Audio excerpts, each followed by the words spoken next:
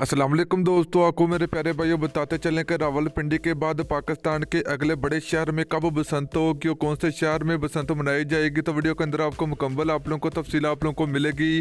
तो मेरे प्यारे प्यारे भाइयों, जैसे आपको पता कि रावलपिंडी में दो बसंतें होती हैं। तो दोस्तों, पहली बसंत जो कि टैंक में मनाई गई और उसके बाद जो दूसरी बसंत मनाई गई रावलपिंडी सिटी में। तो दोस्तों, दो बसंतें जो कि रावलपिंडी में मुकम्मल हो चुकी हैं, बसंत 2022 रावलपिंडी की।